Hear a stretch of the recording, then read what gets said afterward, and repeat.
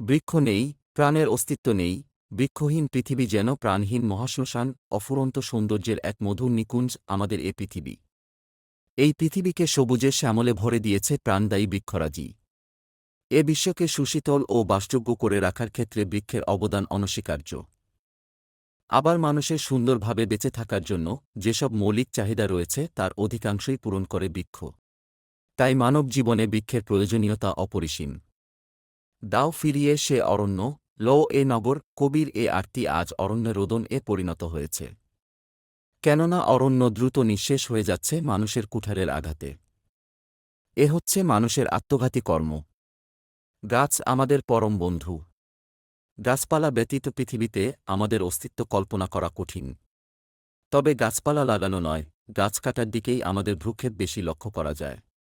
তাই গাছ লাগানোর উদ্যোগ ব্যবস্থাকেই বলা হয় বৃক্ষরোপণ।